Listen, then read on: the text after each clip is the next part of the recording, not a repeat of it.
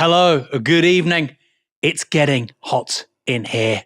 And I'm not just talking literally. It is, of course, the third and final head-to-head televised debate between Rishi Sunak and Keir Starmer. Need I remind you, only 7 full days are left until polling day, or as I like to think of it, Christmas Day for dweebs.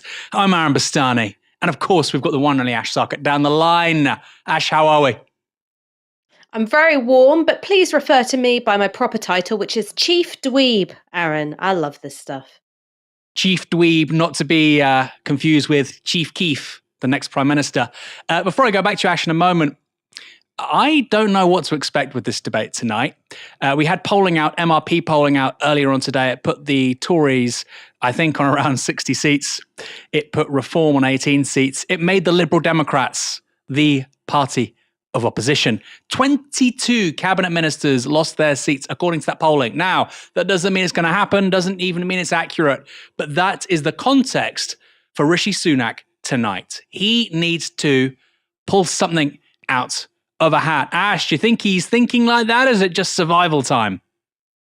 Oh, I mean, it's not even survival time. It's can I have a slightly less undignified death than the one that's coming? In terms of what the strategy might be, I imagine he's going to try and shore up some of those Tory reform switches. That's where his attention's going to be focused. And thinking about what's been in the news this week that he might try and use to attack Labour, I wonder if there might be a bit of J.K. Rowling says you've abandoned women. Keir Starmer doesn't know what a woman is, really laying the transphobia on thick. That's my only real prediction for tonight. It's interesting because I always think that, but then they keep on doing that and Reform's polling keeps on going up. They've lost their Remainers in the blue wall. They've lost their Leave voters and their social conservatives. I think the only thing left is to go for the jugular with Keir Starmer. It probably won't work, but it'll be very good TV for once. These often aren't. Of course, that won't be the case tonight. Stay with us. And of course, will Gamblegate come up? That's been a story now for more than a week. It was raised on a previous debate. The change today, of course, is that Labour have now become embroiled. Their candidate in Suffolk, Kevin Craig, bet on himself losing. Very strange, given he actually stood a chance of winning, but there you go. Sometimes these things are inexplicable. Ash, with smaller parties absent, we've seen before that some of the issues that you and I care about, our audience care about, they don't get raised. So what's going to fall by the wayside tonight, given the context is Starmer is holding that Ming vase, doesn't want to make any big boo-boos, and Rishi Sunak might be going for the throat. What are they going to focus on, but also more importantly, leave to one side? So what's going to be left to one side? I imagine that something about the IFS report about neither party's tax and spend pledges stacking up, that's going to be thrown at them. What isn't going to come up, I wonder if Gaza, the genocide which is raging there at the hands of the Israeli military, that will be something that falls by the wayside. It was a bigger feature of the earlier campaign because it was a factor in candidate selection. But I think there's kind of been a bit of a conspiracy of silence drawn around the whole issue because the media has been really waiting for an opportunity to try and forget about it all. Climate, I wonder if that will get a fair hearing. I imagine it'll be dealt with in a fairly perfunctory manner because neither Keir Starmer nor Rishi Sunak want to attack the other on it, because they're concerned with marginalising the left-wing position on big state spending for decarbonisation. I imagine the attacks from Rishi will be broadly similar to what we've seen before. I think it will be about the idea of there being some sort of hidden taxation under Labour, and yeah, I think transphobia will come up. What do you reckon, Aaron? You're much better at predicting things than me, I think. I think the only prediction I've had is that Reform will do quite well, and that's what I'm not very happy about. Although also I think the Greens will do well. Tonight, I'm not so sure. What do you think? Let us know by getting your super chats in. We'll show some on screen during and after the debate. Of course, before we go any further, we are funded by our audience here at Novara Media. People-powered media, you heard it. Be a part of it. You're the people after all. Go to novaramedia.com/support. The link is in the description below. We can't change politics without changing the media. Be a part of it. Hit that link. Next debate this Friday, BBC's Second Question Time, featuring Nigel Farage and Carla Denyer. I'll be here. Will you? I hope so. And of course, before we go to that debate very shortly, campaign so far, it's been a strange campaign. And I feel like at Novara Media, or actually the whole media generally, has struggled to really capture it. That's possibly because what is happening is impossible to capture. This is the strangest election since 1929. Here we go. Standing here will be Prime Minister. Tonight, they go head to head. Welcome to the BBC Prime Ministerial Debate.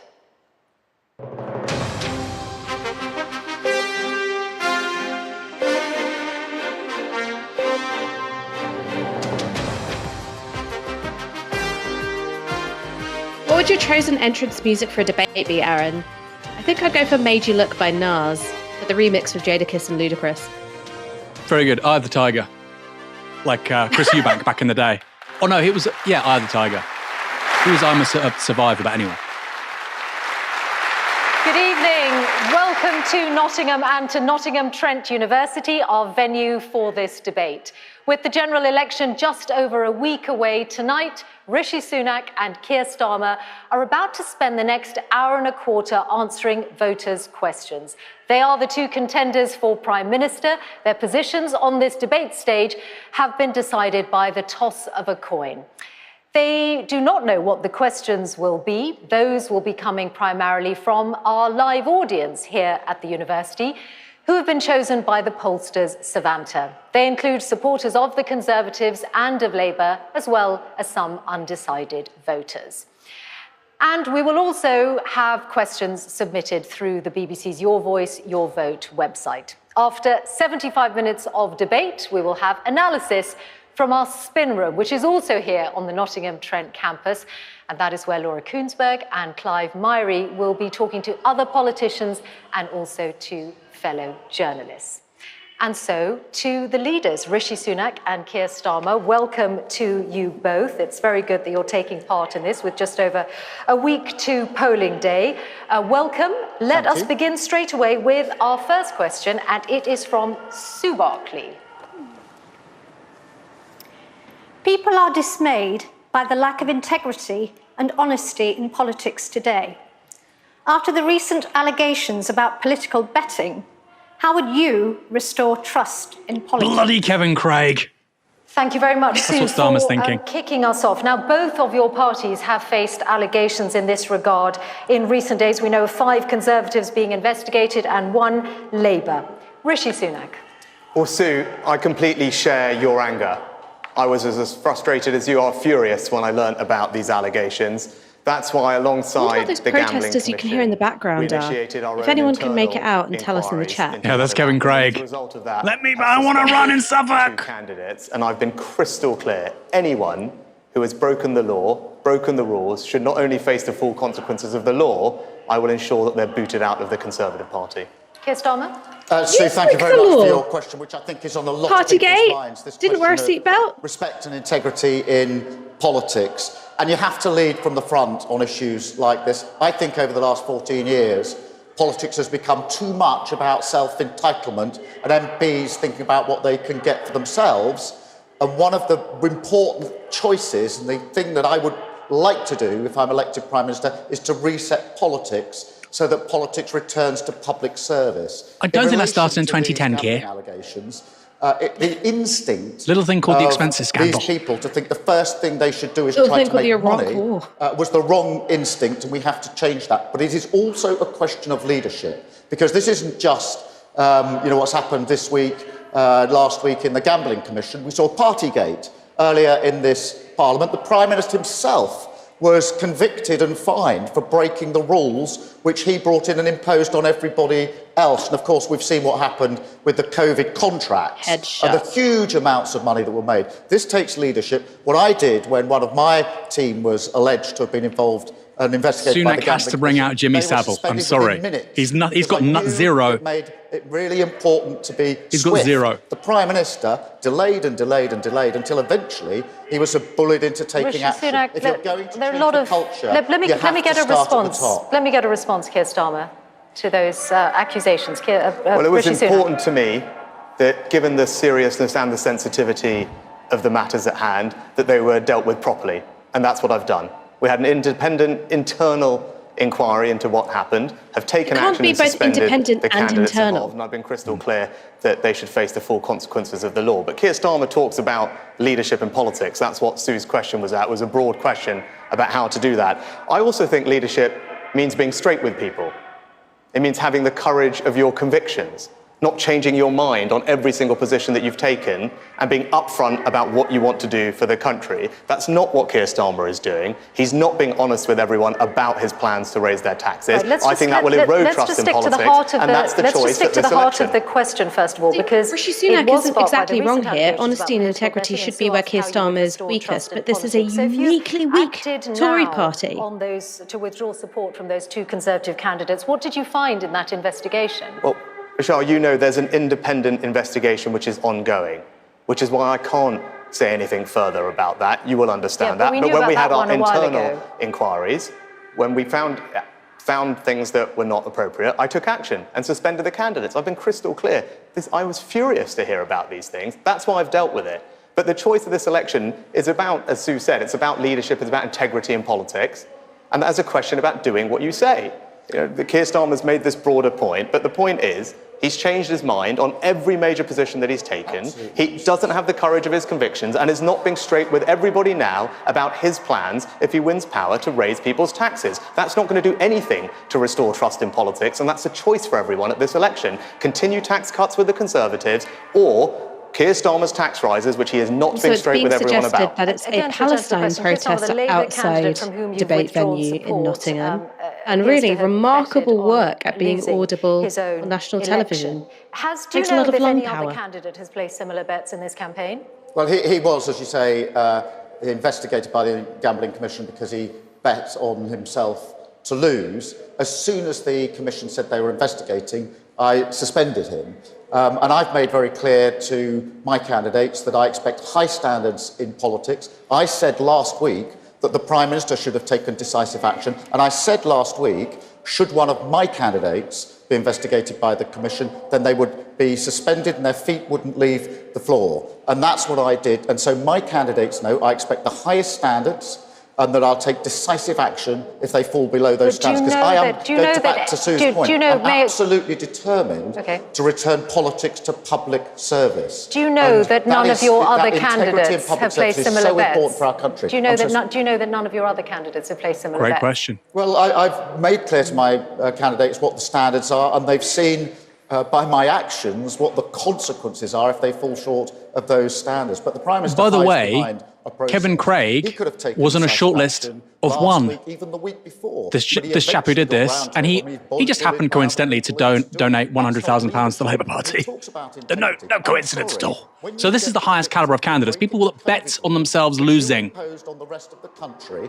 I mean, to be honest, betting on himself is the least of it. It's the candidacy which allegedly is completely unconnected to the £100,000 donation. That's the problem. But at least you know where I stand. Now, Keir Starmer is not being straight with you about his plans to raise your taxes. I don't think that's leadership. I don't think that people should surrender their family finances to the Labour Party, and that's the choice for people at this election. Well, let me just address that, if I may, because we have set out in our manifesto all of our plans. They're fully funded, they're fully costed, and we've set out that we will not be increasing income tax, national insurance or VAT. What the Prime Minister is doing, he's got a manifesto that's got promises to you and everybody watching which are unfunded, because his Chancellor has said that the money he's relying on has already been spent. Now, that is the mistake that Liz Truss made. That's what cost so many people so much across this country, and now we've got to repeat unfunded commitments, lots of promises, but where's the money coming from? The Chancellor himself has said the money was spent last year, it isn't available. And if there's 5 more years of this... I wonder if there's any polling on whether people believe that Labour will not impose any tax hikes while in government.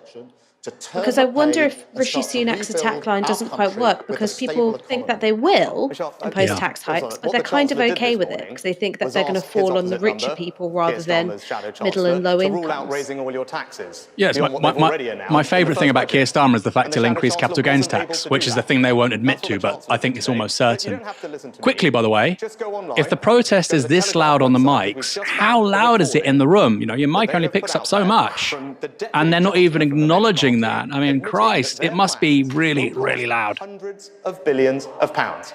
I'm just going to explain something to anyone who hasn't seen this today. That is going to cost all of you thousands of pounds of tax rises. That's why I say Keir Starmer and the Labour Party are not being straight with you. So do not surrender to their tax rises. Let me just explain. This is a reference to Darren Jones, the Shadow Chief Secretary to the Treasury, one of your senior Treasury team, who in a recording given to the Daily Telegraph has said decarbonising the British economy will cost hundreds of billions of pounds. We've set out in our manifesto what we want to do to go to renewable energy, and we've set out how much that will cost, exactly how much is going to be put in, and we've got a column saying how that's going to be funded. Yes, it is absolutely right that we want to get in investors to come alongside that government money. And we've been talking, you won't be surprised by this, to global investors for the best part of 2 years to say that if we put down this money set out in our manifesto, will you come alongside it and put down many more billions of pounds so that in partnership with the government we can make the change that we need? Hang on. No, let me just finish this. I'm sure we're going to come back to the same thing later on. This is your own shadow chancellor. If you don't mind, I'm going to get to the next question. Just be straight with people. There are people waiting. How many hundreds is it? Is it 200? I'm going to turn to the next question now. Is it 400? I think the Prime Minister... I mean, my dad's talking about football. ...is going to interrupt me. I do want to turn to the next question because lots of people are waiting and they've got important questions that they would like answers to. If you can hear any noises off, ladies and gentlemen, or anyone at home, there is a protest taking place outside, which is also an aspect of our democracy and people exercising their freedom of speech. Our next question here comes from Mary Armstrong. Evening. As good as you're going to get from an establishment journal. I was 18 and I'm now 60. And I think too many people don't understand how important and better it is for you to be working hard. I also think too many people are on out of work benefits. My question is, what are you going to do to help more people to come off benefits and back into work? Mary, thank you very much for that. I'll tell you what I'd do. I'd pull them out of their hospital beds, yank them out of their wheelchairs, Can I first agree with you that disconnect the oxygen tubes. Is of course about pay and being able to pay your own way and support your family, but it is also about dignity and respect. And my dad worked in a factory all his life. He was a tool maker, and having a secure job for him was really 13 minutes before tool making. Respect and integrity. In relation to those that are out of work, my rule is this: if you can work, you should work. And we've got a plan to get people into work, working with businesses to support people in. I think we need to change the job centre and the careers service, because at the moment, when I By the way, this kind of protest is really effective. This is the older I get and the more I talk to people in politics, this stuff really, really works. It gets reported, by the way. It'll be one of the major stories, one of the major takeaways, and it's about Palestine. You can hear chants of free Palestine. But also for the politicians themselves, you can talk about lobbyists and millionaires and funders miles away. This is very visceral, it's very real. So let's hear your first response, Rishi Sunak, to Mary's question. What are you going to do to get people off benefits? Mary, there's a clear choice for you and everyone who believes like you do the situation isn't right. Because if you want lower taxes and lower welfare, that's what I'll deliver. If you want higher taxes and higher welfare, that's what Keir Starmer will do. So I strongly agree that people are better off in work. It's not just for the financial security it brings you, it's about the purpose, the dignity that it brings to people, which you alluded to, and I strongly agree with. If people are better off in work, then why are so many universal credit claimants in work? It's because of poverty pay, something which has been actively facilitated by successive governments. Most people in poverty are in work. Most families that are suffering because of the two-child benefit cap, one of the family members, one person in that household works. Bullshit. We're stricter about those eligibility criteria. That's fair for all of you who are working hard paying your taxes. It's better for those people, and that's what I'll do. But when I announced that, and just again recently, Keir Starmer and the Labour Party opposed every single thing that I set out to deliver what you want. Every single thing. They do not think that you can save a single penny in the growing welfare bill. That's what their numbers show, that's what they've said. So the choice for you is clear. If you want lower welfare and lower taxes, I will deliver that for you. Higher taxes and higher welfare is what you will get I with wonder Keir if it's a Starmer. good thing or a bad thing for an incoming Labour government that welfare has become demonised as a word. I've worked all my life, but had to stop due to illness. Disabled people like me get hit in the worst way. When we want to get back to work and help, but often we can't. How will candidates ensure we're not punished by benefit sanctions? Thank you very much. Rishi Sunak, so you've said you'd tighten the system, you'd be stricter. What does that mean for people like Beverly? Yeah, sorry, what was, I couldn't quite hear. Is it Beverly? Yeah. Beverly. Yeah, Beverly, look, I actually believe in a compassionate welfare system that supports everyone who genuinely needs it. And you saw me do that during COVID, making sure we got support to the most vulnerable. Right? That will always happen under a Conservative government. Furlough's got nothing to do with supporting disabled people. But what we won't do is have a system where people are not supported into work if they can work. So what we're going to do is make sure that we reform the fit note, sick note process, which isn't working. It's signing far too many people off as not fit for work. We're going to look at, when you asked about benefits and sanctions, we're going to provide active support for people into work. But I also think that if people have been offered jobs that they can do and that they don't take them, then that's not okay. They've literally been doing this for 14 years. Ian Duncan Smith literally said this stuff word for word in 2010. That everyone agrees you can do, there's a job for you that you're fit enough and well enough to do, and you refuse to take it. 14 years of austerity has made this country less healthy. There are more people unable to work because of ill health, because of Conservative Party policies. And when that reality is in front of you, I mean, I don't know this lady's circumstances, the only script they have is get people back into work. So cruel, so callous, she's not impressed. Over the next few years, and I want to use that money to support people and to cut your taxes. What is wrong, if you believe it is wrong, what Rishi Sunak is saying, that if someone is offered a job and they can do that job and they turn it down, that's wrong? No, there's nothing wrong with that, and I just want to address Beverly's point. You opposed it when I announced it. You literally opposed it. If you listen to people in the audience across the country more often, you might not be quite so out of touch. Beverly... The thing is, Starmer's got a nasty streak, which Sunak doesn't have.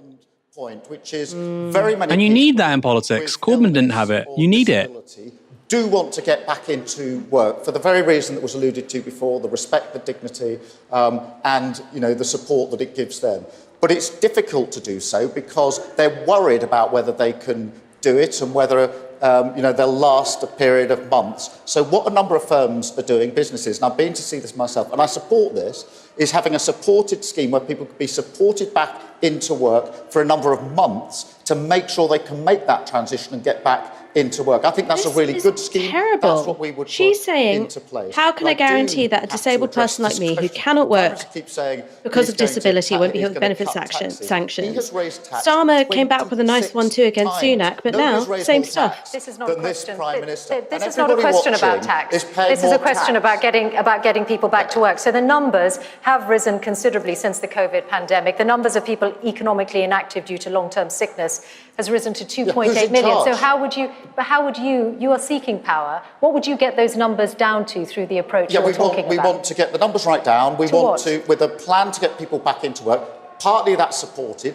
Partly it's the changes that we want to make to the job centres to make sure that where businesses and public services, the NHS doesn't go to the job centre when it's got vacancies. They should do, so we want to merge those two services. Essentially saying to this lady is that your experience as a disabled person doesn't matter.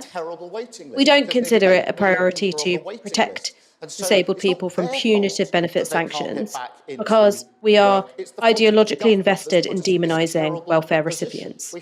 That's what this conversation is saying. But neither of them asked her what condition she has, how long she worked for. Like, there's a human there, right?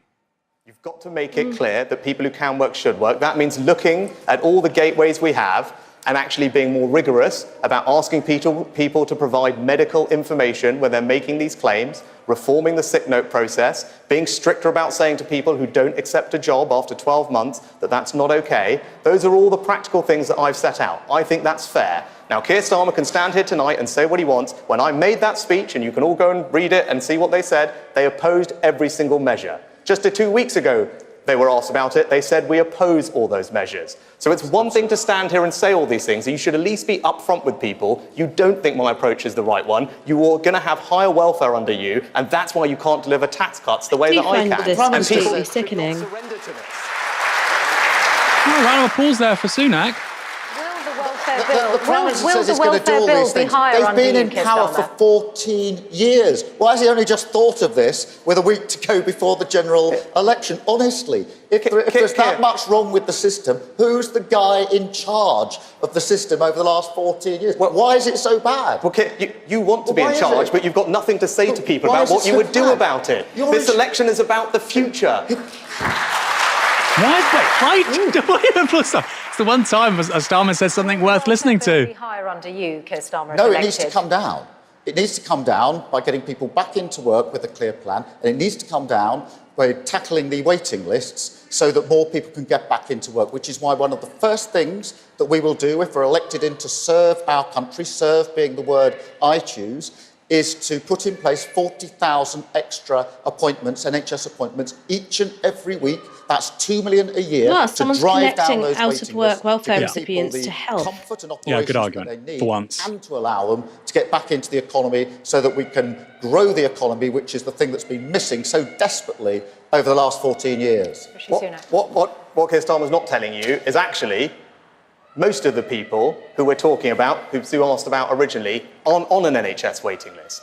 So talking about that isn't an answer to this problem. Nearly 8 million. The answer to this problem is actually being stricter about the eligibility criteria, making sure that everyone who can work does work, because that's fair to everyone like Sue, who is working very hard and putting in. That's what I will do. I promise you I will deliver on it. We will cut the welfare bill, the growth in the welfare bill. It is unsustainable. We spend too much on it. I've set out a plan to do so. Labour oppose all of it. So the choice for you is simple. If you want higher taxes and higher welfare, that's what Keir Starmer will do. If you want lower taxes and lower welfare, that's what I will do. Do not surrender to our welfare system to the Labour Party and Keir Starmer. I'm going to turn to our next question on that note, and this one comes from Steve Curtis. Good evening, all. We're an island. Why can't we easily close our borders? Thank you, Steve, for that question. Precisely for that reason, actually.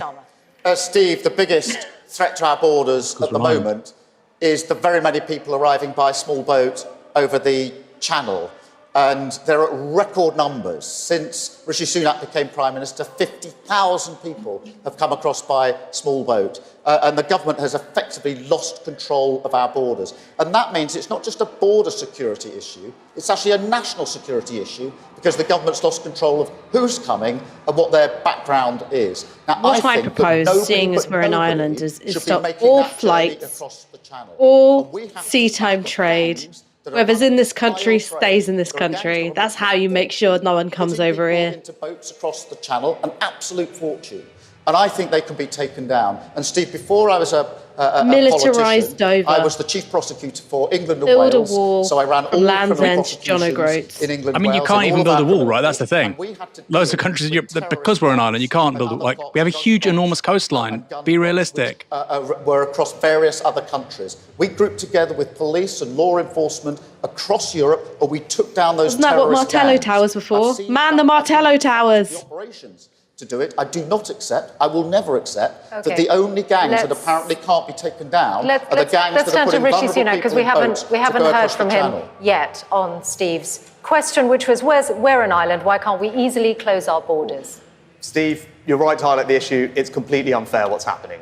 When people come here illegally, jump the queue, it not only puts pressure on public services, it not only threatens our security, it's an affront to that sense of fairness, which is fundamental to our national character, and that's why I've made it a priority to stop the boats. We have made progress. The numbers have come down over the past 12 months compared to the 12 months before. But in order to fully solve this problem, you need a deterrent. We need to make it crystal clear to people. This feels way more like a presidential debate, actually, doesn't it? Won't be able to There's like to and fro. That's why, if I'm your Prime Minister on July 5th, the flights will go to Rwanda. We will build that deterrent that multiple other European countries now agree is the right way to deal with this problem, and that's how we solve this problem. If Keir Starmer is your Prime Minister, all those illegal migrants will be out on our streets. Rishi Sunak actually dislikes Keir Starmer, whereas Keir's not really thinking about Sunak that much. On the numbers, Keir Starmer, just one moment.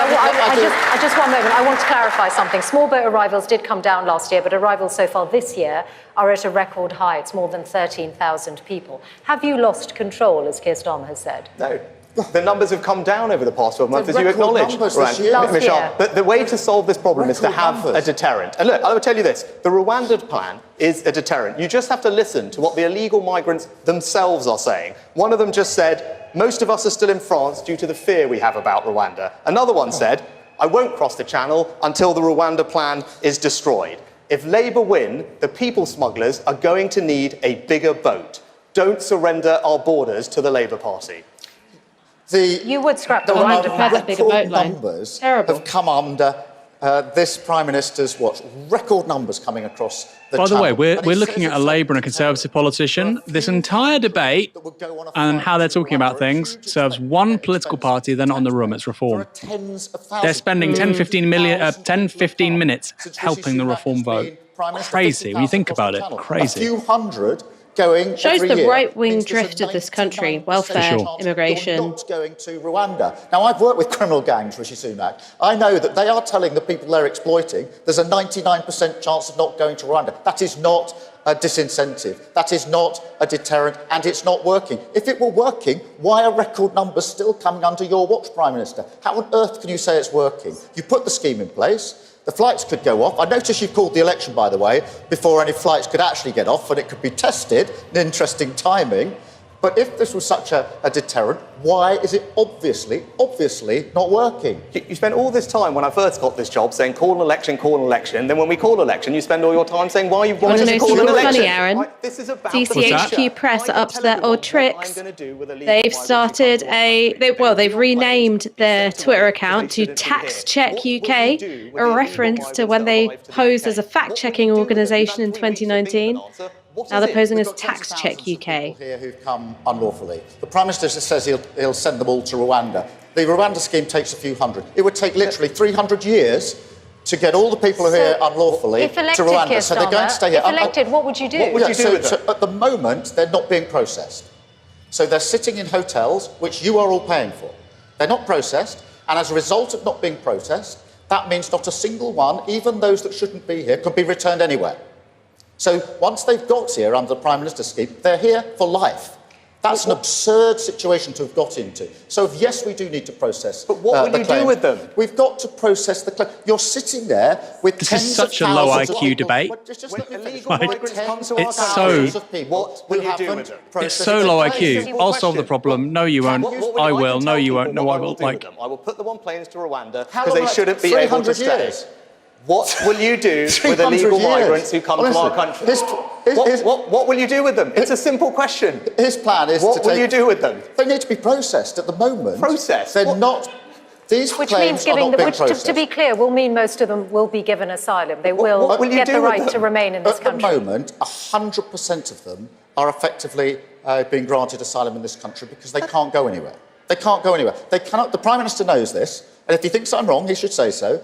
Because they're not being processed, they cannot be returned to where they came from. Can they, Prime Minister? If he wants to correct that, now's his chance to do it. They cannot be returned. Well, do you know where these people come from? No, he's not answering the question. Do you know where they come from? Iran, you can see. Syria, Afghanistan. So when Keir Starmer says he's going to sanctions, people, invasion, bombing, occupation. Iranian ayatollahs. Are you going to try and do a deal with the Taliban? It's completely nonsensical what you are saying, right? So far. We have a policy of sanctions to immiserate Iran's economy, and then we say, look, Iranians are coming to the UK, bastards. What do you think is going to happen, numbnuts? That's what I will do with them. Clear. You still can't answer the question. What will you do with them? Can't remember. Did we do anything bad to Afghanistan, Aaron? Will be processed and put on planes to Rwanda. 50,000. Is that the That scheme? is the choice for you. If you think illegal migrants... If they had their way, by the way, there'd be a lot more Iranians because it'd be going to a war. It would be going to war with Israel. Do not surrender our borders to Keir Starmer and the Labour Party. This situation will just get worse. We will become the soft touch of Europe. And as I said the other night, they are queuing up in Calais, waiting for a Keir Starmer to be in charge. Boats. So you will send tens of thousands of people who are here and out of the asylum system at the moment. You are promising to send them all to Rwanda. We will have a number of flights from July through to build this deterrent. That's what I've always said. The principle here is I don't think people who come here should be able to Zero stay. is the number.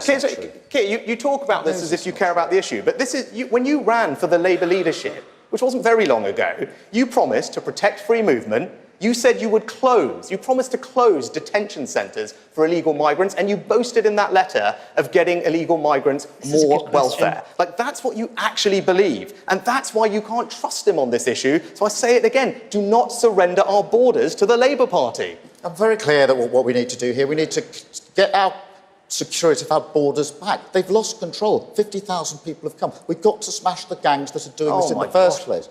He's a lot less fluent here, particularly when he's talked up on his previous political positioning. What's it, Ash? You're right, we do have to smash the gangs. What does that mean? We passed a law in Parliament. We passed new laws so that our law enforcement agencies could use them. You know what? They've arrested 1,000 criminals and people smugglers. They've sentenced them to hundreds of years, exactly as you would expect us to do. That's what we did. Do you know what? The Labour Party voted against that law.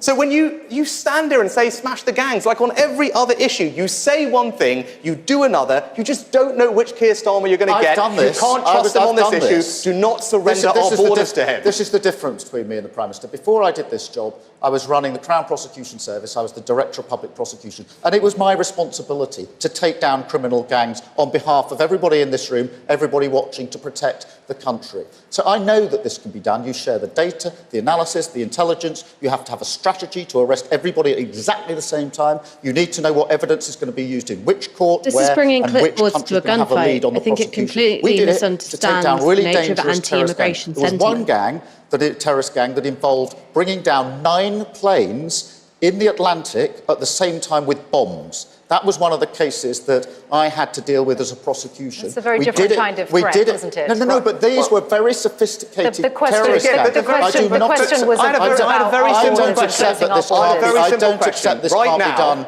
for the gangs that are running this vile trade. There are criminals and people smugglers that are spending hundreds of years in our jails because of the laws that the Conservatives passed.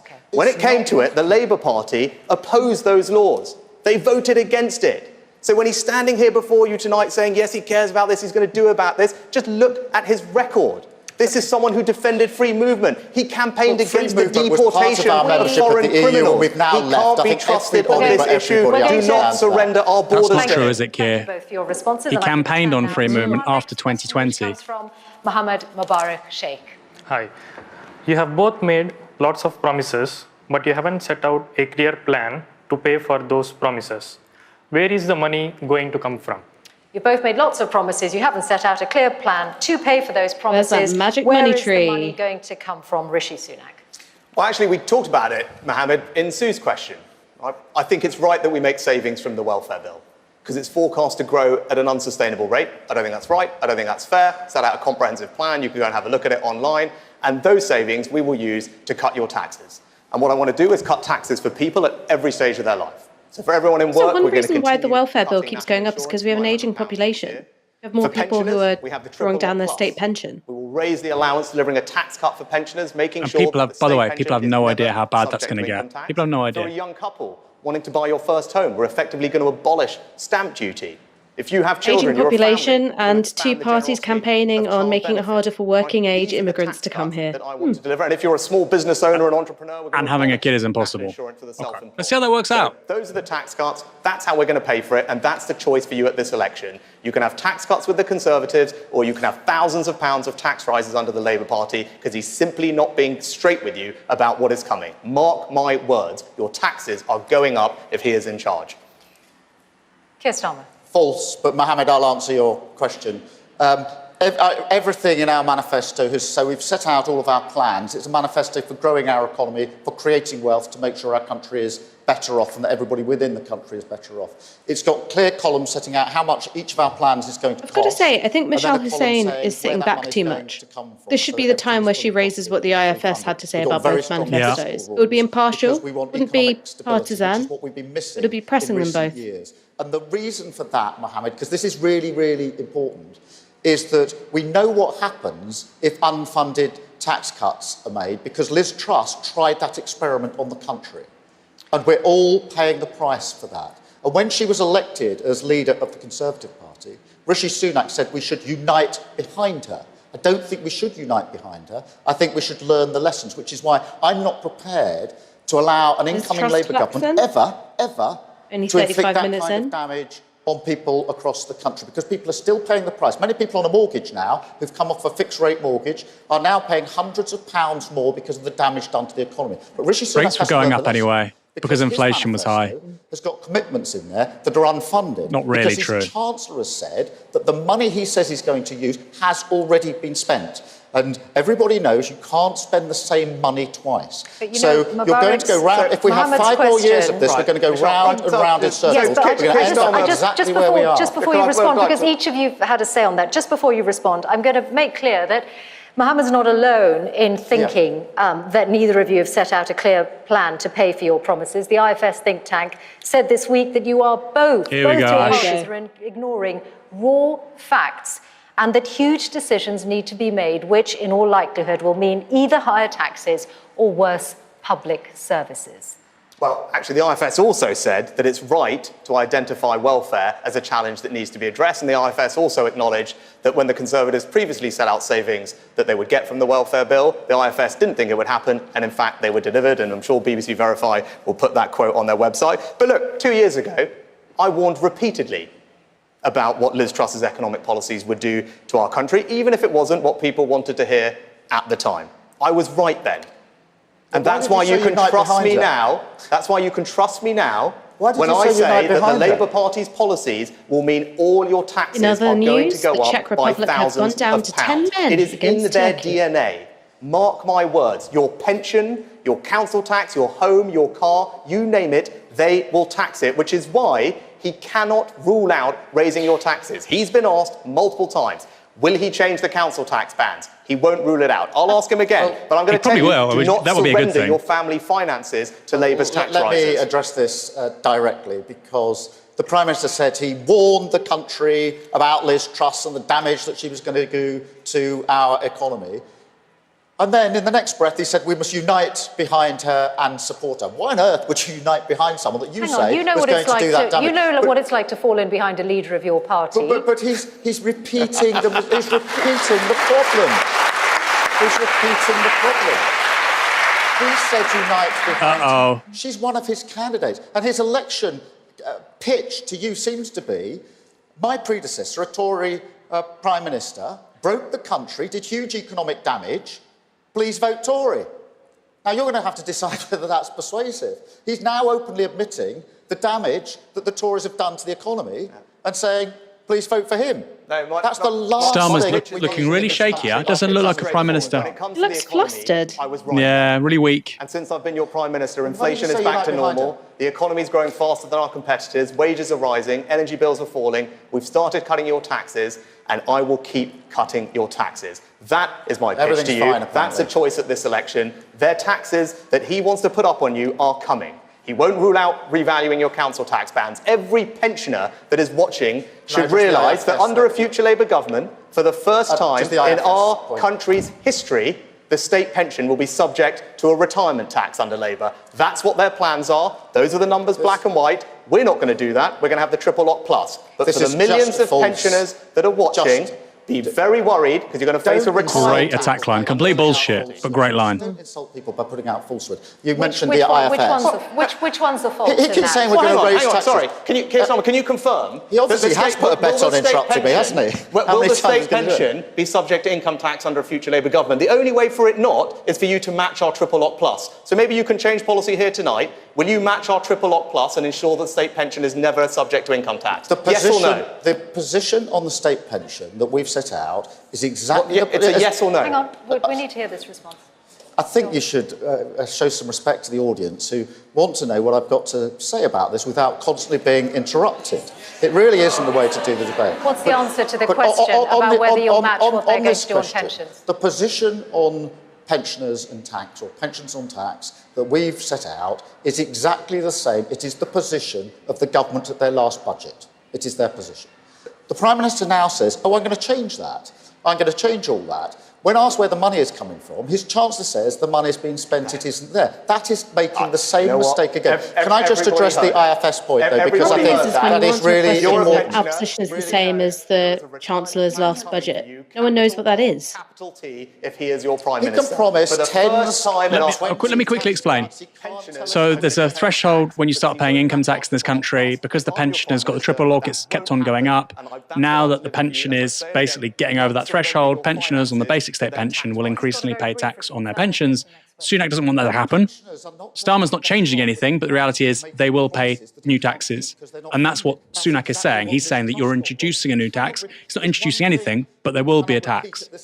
Please do not go back to Liz Truss Mark II with this Prime Minister, because the same damage will follow. If you can't say... It is funded. We're going to end this particular topic here. The reason you can't fund it is because you think that you can't make a single penny We've still got lots of topics to get through, so I'm going to turn to the next question. That's why I can. Thank you. This next question is from Karen Duran. Good evening. I'm a children's nurse at a local hospital. I see families affected by libraries and children's centres closing. How will you help councils after Nottingham City Council has effectively gone bankrupt? Thank you, Karen. Great question. And the council here has been run by Labour since 1991. Keir Starmer. Yes, and I'm very concerned about the situation, because I think anybody looking at a council which has run out of money is concerned about the basic services, whether it's libraries or other support that councils have to put in place. And this is a position for councils of all political stripes. There are Conservative-run councils that have struggled for money and gone bankrupt as well because of the lack of adequate and proper structured funding from the government. You asked what we would do about it, and I think it is important for us to set out what we would do if we came into office. We would change the way the payments are made to councils. At the moment, council leaders are saying they're made on a yearly basis, so we can't make the most effective use of the money that's available to us. If they're on a longer term, we could make much better use of that. Secondly, they're saying if you could do what the Conservatives promised but didn't actually do, which is to stop no-fault evictions, that would have a massive help for councils as well. Because when people lose their home through no fault of their own, quite a lot of them end up having to have support of a local authority. I don't think you should have no-fault evictions. I think we should actually get on and get rid of them. That's what manifesto's promised in Section 21. A multi-year funding plan doesn't give more money necessarily, no, does but the it? problem, So are you saying there is more money that would come to local authorities under a Labour government? If you go for a 3-year settlement, it means the available money can be used better, because any council leader will tell you that trying to make the best use of the money within the constraints of a 12-month period doesn't work. So it's better use of existing money. It's not in Labour's manifesto to improve funding for local authorities or to reverse austerity since 2010. The day after the election, in fact, they would be subject to austerity because increases wouldn't keep up with inflation. It is going to take time. That's why our manifesto is a manifesto for growing our economy, for creating wealth, to making sure that we can make sure all of our public services, whether that's councils or others, are properly funded, providing the services that people expect and actually, frankly, deserve, which is not the case at the moment. Let's get Rishi Sunak's response. How will you help councils after Nottingham City Council has effectively gone bankrupt? Karen, my first job in government was being local government minister, so I was responsible for councils, and they do an extraordinary job. And much as people focus on national politics, actually, Most politics is local. It's what's happening in your street, your neighbourhood, your community. And the services that you mentioned are so important, particularly those that concern families and children. One of the things that I do want to do is actually roll out family hubs, as we've been doing over the past few years, which are special places where whole families can come and get the advice and support they need, particularly the most vulnerable families. Look, and in terms of funding councils, we've recently announced just over £500 million of extra funding for councils, particularly for social care, which is where some of the big pressures are in children's services, which you alluded to. So the idea that what the most And we'll vulnerable continue to families work need with is simply councils to advice. provide them the support they need. But you mentioned Nottingham, right? And that is a glimpse of the future, right? Nottingham City Council bankrupt under Labour. Birmingham City Council, the largest council in the country, in fact, the largest in Europe, not just bankrupt, but as a result, everyone in Birmingham is now paying a 20% higher council tax bill. And that is a snapshot of what will happen if Keir Starmer is in power. Because of a historic claim by a subset of women workers there decades ago. They bankrupted the economy in 2010, they bankrupted Birmingham, they bankrupted Nottingham, and that's why everyone in Birmingham is paying a 20% higher council tax. Great line. Not true, but great line. Higher taxes that are going to come under a future Labour government. Do not surrender your local council and our finances to them. Okay. Councils like Woking and Thurrock were Conservative when similar problems first emerged. What do you say about that? Conservative councils in exactly the same problem. What do you say about that? And I have to Everyone say, in Birmingham, the Prime Minister gloating about the fact that councils are struggling and the impact that you know higher of. Council tax. He's responsible. You have to believe me, you can go and check as a result of their financial mismanagement. Right? The same thing happened in Nottingham, right? That's what you get with the Labour Party. You remember what happened last time they were in office. They run out of your money, they bankrupt the country, and you all pay for it in higher taxes. Michelle Hussein needs to correct this. Right? We are making progress. The economy is Public growing. debt in this country was 60% of GDP in 2010 when Labour left office. It's now 100%, so we weren't bankrupt then. It's really unacceptable for her not to correct this.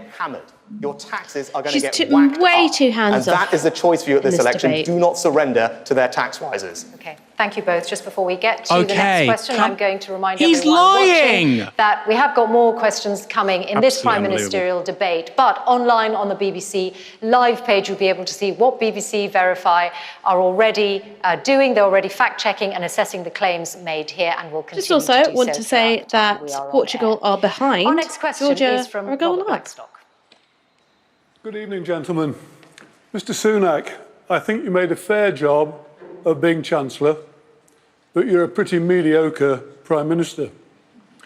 Sir Keir, I think that your strings are being pulled by very senior members of the Labour Party.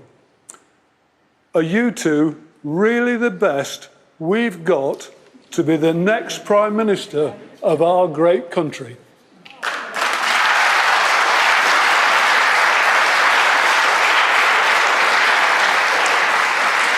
Biggest clap of the night.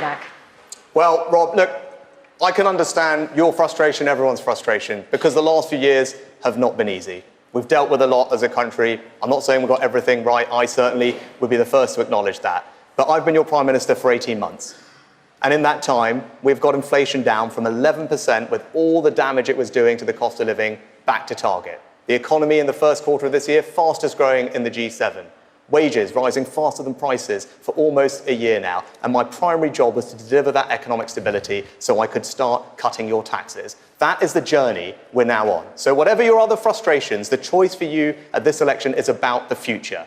If you want lower taxes, if you want your borders secure, as Steve was asking before, if you want a sensible approach to net zero, if you want your pension protected with a triple lock plus, that is what I will do for you. Right? This is a serious election with consequences for you and your family. I get the frustrations, but think about the choice. Allow me to finish the job I've started, cut your taxes, protect your pension, secure our borders. Because if Keir Starmer and the Labour Party are in charge, your taxes are going up, our borders are going to be insecure, you're going to be saddled with bills as he reverses my net zero changes, and every pensioner is going to face a retirement tax for the first time in history. And that is the choice that you should have in your mind. Literally just over 65s. That's it. That's all he's talking to. And on purpose, right? Shoring up the base. Yeah. Shoring up his vote. Earlier in my career, I worked in Northern Ireland with the police in Northern Ireland as part of the work out of the Good Friday Agreement. And with a team, I set out to change the police service in Northern Ireland to make sure that it gained the confidence of all communities in Northern Ireland, which was a really important part of the peace process. So I went, I said what we would do, and we delivered. I then ran the Crown Prosecution Service for 5 years with 7,000 staff. I said we would improve the way we dealt with violence against women and girls. I said we'd do it, we made the change, and we got on with it, and we made that change, and it was more successful at the end. I came into the Labour Party to lead it 4.5 years ago, and I said we will change our party to make sure that we are a party that can put a credible proposition before the country for changing the country, and that will always say, country first, party second. I've been there, I've done it, I've changed it. What I'm now asking for is the opportunity to change our country for the better, because we've had 14 pretty awful years. 14 years when I think most people would say we've ended up now with almost everything not working very well, worse than it was 14 years ago when this government came in. Most people not feeling better off. And this is a choice election, because if we go on for another 5 years of this under Rishi Sunak, that is not going to change. That isn't going to change. So this is the opportunity to turn the page, make me a bit unpopular. to rebuild Robert's question our country, gets a great round of rebuild our applause public because it services, crystallises rebuild something our people feel. economy, Are you the and best make that people sure can do? we can It's actually not a great genuinely say to ourselves, question we're a better country, better because run, proper they're not public pressured services, to and people provide feel good better off. answers. Now, I've done it. I've done that sort of change I'm just going to throughout come my back. life. I mean, they're not exactly going to go, I'm just you know gonna what, you're come right. back to the question, because I suspect that Robert Blackstock knows your background. He certainly Like, knows I don't have to that be you've great, been Chancellor. I just have to be better than that He's probably guy. familiar with your arguments, and he still says, are you two really the best we've got to be the next Prime Minister of our great country? Now, polling does suggest that there's no great enthusiasm for either of you. Do you recognise that? Do you hear it on the campaign trail? Are you aware of that? Michelle, that's what I said. I said to Rob, I recognise his frustrations. It's more personal than that, isn't it? He's Other talking about frustrations. both of you. But there's a choice for everyone, right? There's a choice for everyone, right? Keir Starmer talks about change. You don't get change unless you've got a plan to deliver change. Just saying it isn't going to bring about any change. And as you've heard tonight, there's no plan to cut your taxes, no plan to reform the welfare bill, no plan to deal with illegal migration, right? That's the reality of it. Yes, there will be change. It won't be change you like. It will be change when your taxes are going up, when we've become the soft touch of Europe for illegal migrants, when pensioners are paying tax for the first time. That's the change that is coming. So don't surrender to that, because your families are going to pay the price. I think this question of enthusiasm is really important that you put to us, because I'm not surprised that after 14 years of this, people feel that the hope's been beaten out of them, because the country is in such a state. They've had loads of promises made to them at the last election about what would happen, which he's haven't been talking delivered about what on. people are That feeling, does not himself. beat the hope out of people. The very first question was about integrity in politics, and again, people haven't seen that integrity. You've had Partygate, you've had the breach of COVID rules, you've had the contracts for COVID, the instinct of some people to think the first thing in COVID I'm going to do is try to make money. Same with the Gambling Commission nonsense over the last few weeks. So this is an opportunity to restore that hope. I don't think we can do that by making sort of grand promises of things that can't be delivered. I think it's the ordinary hope of working people. My family was working class. The ordinary hope of getting on yourself, getting on for your family, getting on for your community, and getting on for your country. Can't stop talking about himself. Too many words. In my view, Too many words. Turning politics to service. Thank the you. sense that you come into politics No metaphor. to serve. No imagery. Okay, and on that note, our next question, which is from Rachel Webster. Good evening. How can I ensure that if I vote for either of you two men, you'll put women's interests first? Here comes the transphobia. Rishi Sunak's going in. Thank you very much for that question. I have in my team as partners with me very, very good, strong women that will deliver for the country. Rachel Reeves would be the first woman Chancellor if we're elected into government. She worked, as you know, in the Bank of England and is very, very keen and strong. Say on something the about the rules, women what we in need this to do for our country, not your economy. cabinet. I've got Angela Rayner, my deputy, who again has an incredible background, coming from a difficult background, where was a care worker for many years, and now deputy leader of my party. And I'm very proud of her, and these people, and there are plenty of others, Yvette Cooper, Bridget Phillipson, you name it, really good, strong women who'll be part of my team. I think that leadership is about empowering your team and making sure it's a team good, on the strong pitch women. Sounds that are like all he's batting describing and Shire working horses together. And that's the way I lead, not suggesting for a moment that I'm the one with all the answers, but knowing that if I lead my team and bring my team into this, and we work as a team and will serve as a team, if we get the opportunity to do so, I will do it with some really fantastic, wonderful women who have been on this journey for me for 4.5 years, changing our party to put it before the country with that, essential principle, country first, party second. Rishi Sunak. Changing the party so that a new mum of a 6-week-old child, Faiza Shaheen, Rishi is blocked Sunak's from going to standing. say, as a father of daughters... Rachel, probably the easiest thing I can tell you is that I have 2 young daughters. Oh my God. And that's why you can trust me, because as a dad, first and foremost, rather than a politician or prime minister, I want them to grow up in a country which is safe for them when they become teenagers and can walk around on their own. Is he talking about California right now? That we have police on the streets, that our communities are safe for women and girls is really important to me. I want to make sure that they have the health that they need, and that's why we've been making changes to things like HRT and maternity care in hospitals. But I also want to make sure that when they grow up and have jobs and start a family that they're supported too, which is why we're rolling out 30 hours of free childcare for every working parent from the time that their little one is 9 months old to when the toddler goes off to school at 4 years. Nice, and that will nice make a touch. big difference. Starmer doesn't talk like that. Up and down the country. But that's why I said, so I can go into lots more policies, but I want my girls to grow up in a country where the sky is the limit for their ambitions. There is nothing that they can't do because they're women, and that's the kind of place that I believe in. You can tell he's sincere when he's saying it. He believes what he's saying. In a related question, Keir because Starmer's this like, came fuck, I to should have us mentioned via that the I've got BBC Voice daughters. Your Vote website. It was from Vicky Not in just- Oxfordshire, who asks this: will you protect women's right to single-sex spaces from any and all males, regardless of if they hold a GRC, a gender recognition certificate? Rishi Sunak? Told you the transphobia was Yes, coming. unequivocally. And we will do that by changing the law so that the Equal Equalities Act recognises that sex means biological sex, and that will allow us to deliver on what Vicky wants, which is to protect female-only spaces, female-only services.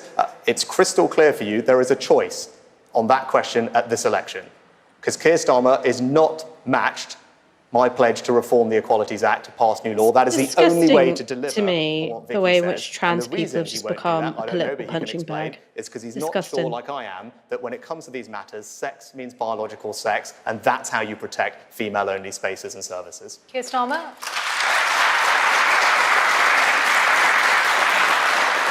Yes is the answer to the question. It's very important that we protect women's spaces.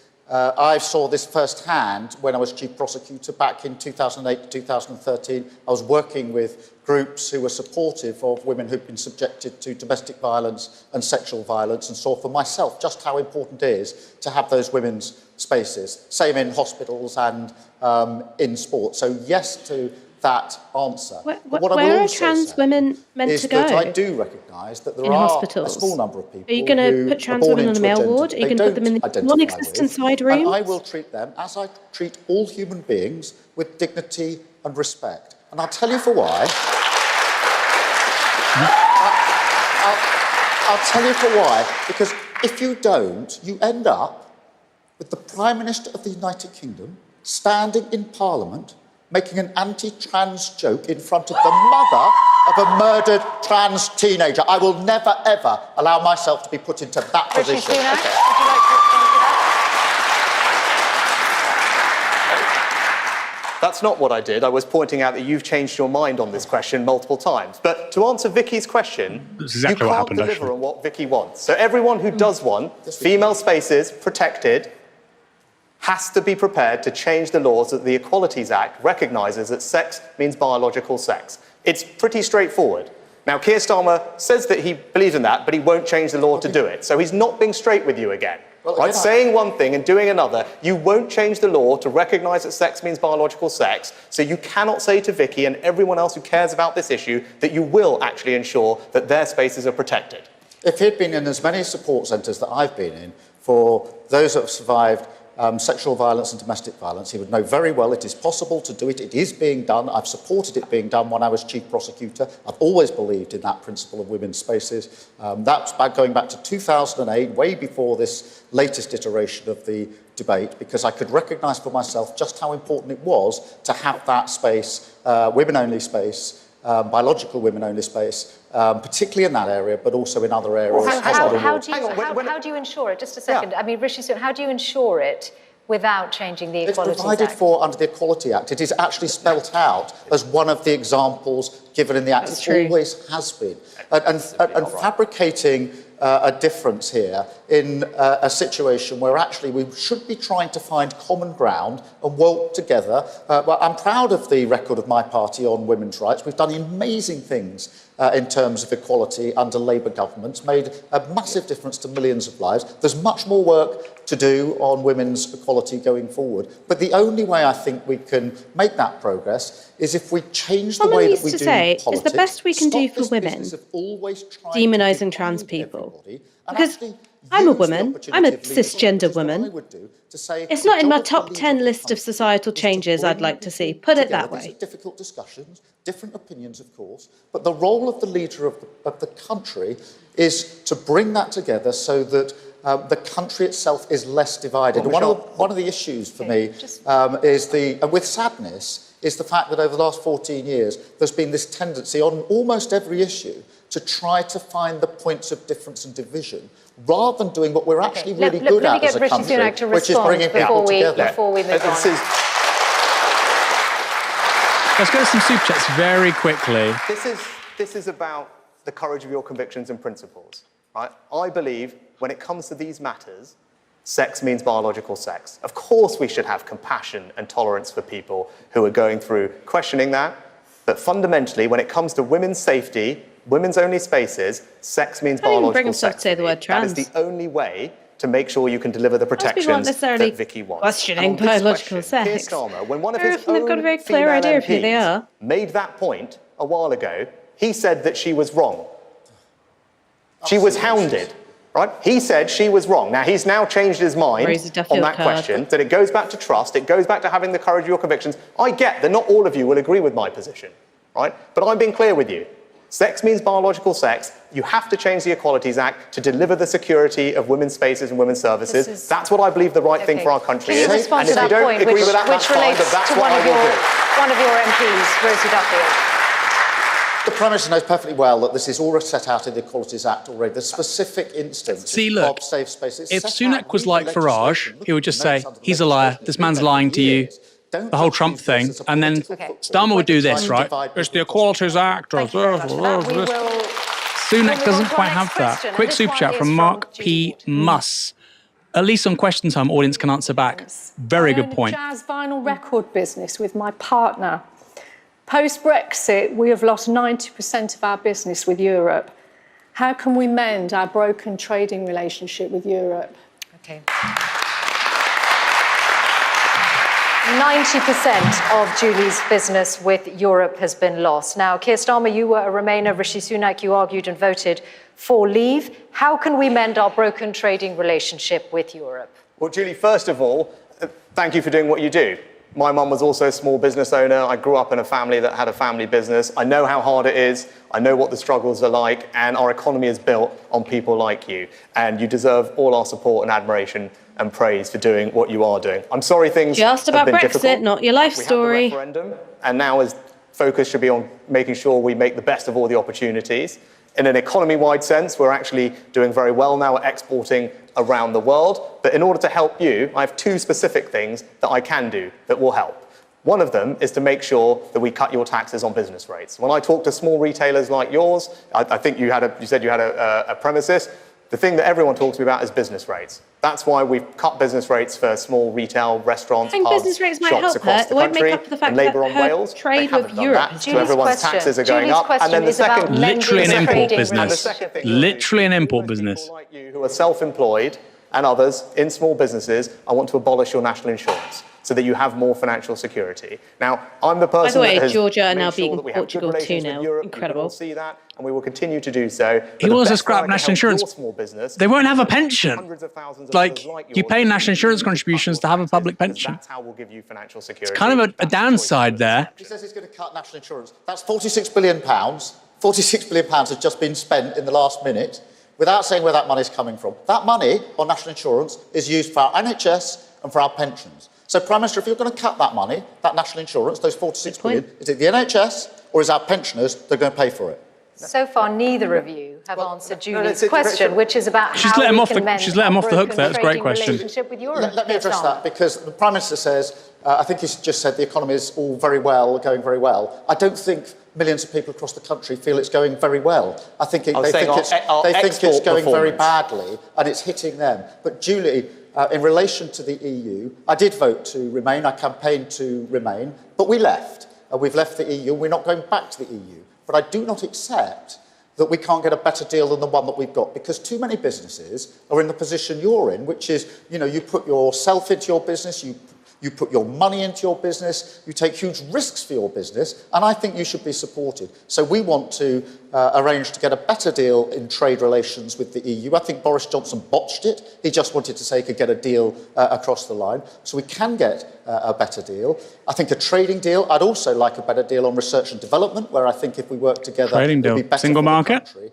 And a better deal when it comes to security and defence, Okay, particularly in light of what's the key thing happened for in Ukraine. Julie is the trade part. So We're in a weaker position in trade negotiations. That's one of the consequences of Brexit. You know what? You might be able to. But do you know what the price of it will be? It will be free movement of people. And that's what Keir Starmer's not being straight with you about, right? They might be able to sit down with the EU, and the price of anything, and I know because I've sat across them for the last 18 months, negotiated the Windsor framework for Northern Ireland, actually got us into the Horizon programme for R&D.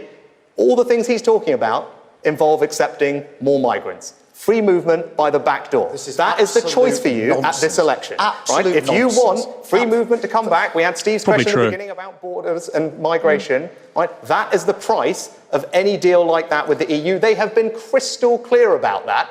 So if you want high migration, fair enough. I don't think that's right. I want to bring the levels of migration down. I will not do any deal with the EU that increases migration when we had a referendum, and that is what I will deliver for you, not more open borders and free movement. There is a give and a take when you reach deals like this, and perhaps the EU will ask for freedom of movement in return for what you want. We're not going back into the EU. We're not rejoining the single market or the customs union, and we're not accepting freedom of movement. But I'm not a defeatist. I'm not migration in any form. Please let me finish answering the question. I'm not a defeatist like the Prime Minister who says to Julie, bad luck.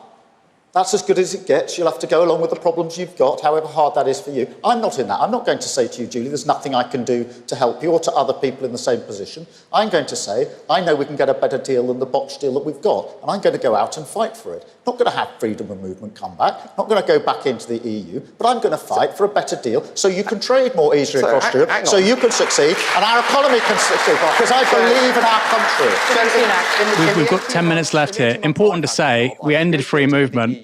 Net migration went to record highs. Probably worth mentioning.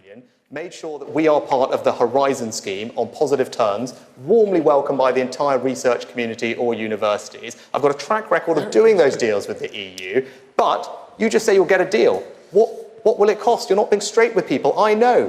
What it will cost is more migration. He's not being straight with you. You think you just magic some good thing for us and they won't want something in return, right? It's just, again, you're taking people for fools. They've been crystal clear. The price of any of those things is greater migration. It is fundamental to how they think about it. If you were the Prime Minister, you would have to give something in return for the kind of deal you want with Europe. Yes, but I think it's very important when you start those negotiations, you're very clear the lines you won't cross. And I've just set out the lines that I won't cross. But I'm not a defeatist like the Prime Minister. And nor will I say to Julie, I won't insult Julie by saying it's all fine, everything's working, everything's great. Part of the problem we have with this Prime Minister is that his lived world is millions of miles away from the lived worlds of individuals across the country, the businesses and the families that they're trying to support. There's a massive gap. That is a problem.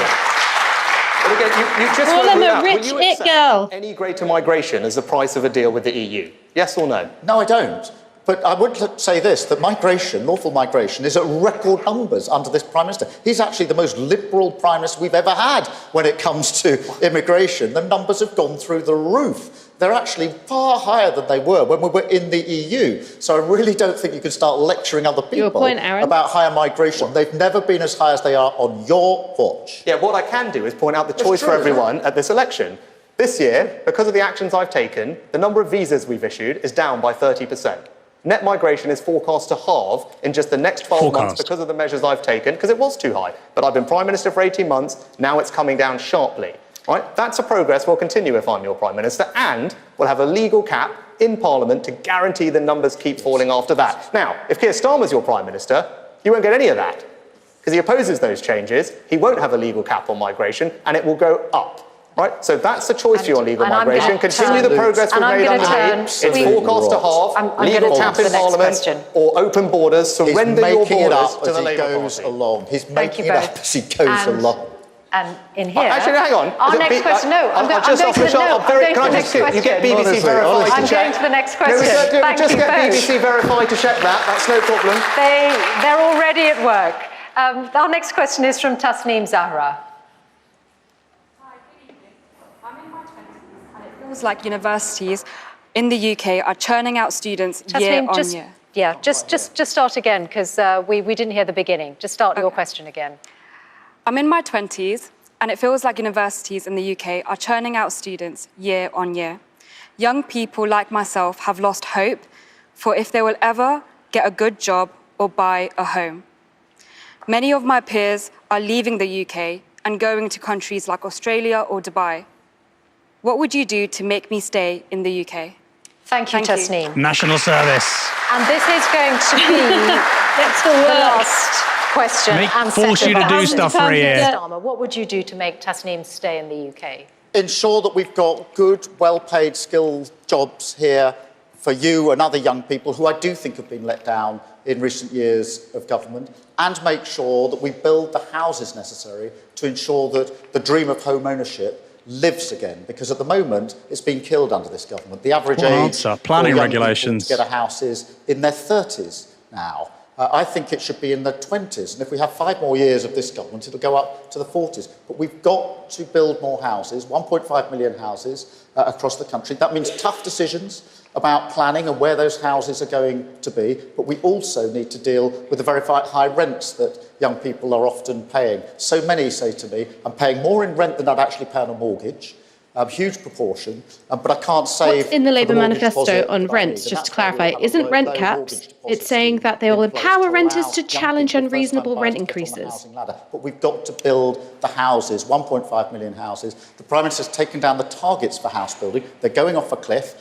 sinking, and that is taking down with it your dreams and the dreams of young people across the country who what an awful answer. Given how many young people vote Labour, what an awful answer. We have to give them the future that they deserve. That means that we have to go out with our manifesto for growth, for wealth creation, and seize the opportunities of the future. Other countries are doing this. I think Reform are offering young people more. Reform is saying we'll scrap interest on student loan debt. Roll up our sleeves, start building that wouldn't have cost very much. Why didn't Labour do that? It's because it's too close to Corbyn. 20s, not as it currently is in your 30s. That's the tragedy of the last 10 years. And it'll simply go up if we have 5 more years of the current government. Okay, Rishi Sunak, Tasneem's question. Everyone who's had the opportunity to own their own home remembers what it feels like when you get the keys to your first flat. And it's an incredibly special feeling. I believe in a country where all young people can aspire to that and realise that ambition. It's a very special thing. I know it's too hard. Of course, it's become too hard to buy your own home. I've got 2 very practical, specific things that we will do if I'm your Prime Minister, which will help make it easier. The first is to reintroduce a new form of Help to Buy. You may remember this. It means that you won't have to save for the entire deposit, just 5%, and then you'll be able to get a Help to Buy loan. House prices are too high, so what we'll do is we'll inflate the housing market even more. Tens of thousands of pounds. We'll inflate prices higher. Same with stamp duty. Is effectively abolish stamp duty for first-time buyers. And if that's not enough, the vast majority of first-time buyers will the prices will go even higher. Stamp duty. Right? Those are 2 very practical things that will save you thousands of pounds. Now, the reason that's important is when I talk to people like you, the most important thing they tell me is, how can you help me with the deposit? Because actually, I'm probably okay and into a decent job, and I can probably afford the mortgage. Right, actually similar to my rent, but what I can't do is save up for the deposit in time. Tasneem's question was also about jobs, that young people have lost hope about ever getting a good job. And By doing Help to Buy and abolishing stamp duty, we will massively be able to speed up how quickly you can get on the housing ladder and fulfill that dream of owning your own home. I think it's incredibly important. And as I said, I don't want to give you waffle, 2 very specific things: Help to Buy, abolish stamp duty, neither backed by Keir Starmer and the Labour Party. So again, there's a very clear choice for you, because if he's your Prime Minister, stamp duty for first-time buyers is going up. Under 45, we're offering you He's your Prime Minister, fuck all. stamp duty. Again, we're back to the welfare debate. I'm happy to have that again. You don't think there's a penny to be made from welfare savings? I do, but there we go. The stamp duty and first-time buyer relief for you, Help to Buy, help you get on the housing ladder. That's a choice for you. The Chancellor says the money's been spent. It isn't there, Prime Minister. The money isn't there. The Chancellor, not me, your Chancellor said the money's been spent. At all. You can't fund things from nothing. The money has been spent. And this is why, if we go on for another 5 years like this, we're going to end up exactly where we are now or in a worse place. Yeah, we have to turn the page like Birmingham and start, Council, which are bankrupt and everyone's taxes have been hiked up. And that means building those 1.5 million I want to repeat houses, this, actually. and that's what we're determined to do. Farage has said that reform would scrap interest on student loan debt. They would scrap fees for nurses, doctors, and people studying STEM subjects, so maths, engineering, etc. You might not agree with that. That's a better deal for millions of young people in this country than what either of these two are saying, which I find crazy. Nigel Farage. You can be angry with me for saying it, but it's true. And we have to get it back, because in the end, the future is about our children and young people. We have to build a country, rebuild a country that is fit for them to live in and to absolutely realise all of their aspirations and their dreams. And I'm determined that we will do that.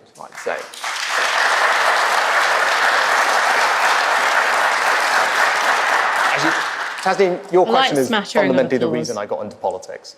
Right? My grandparents emigrated to this country with very little.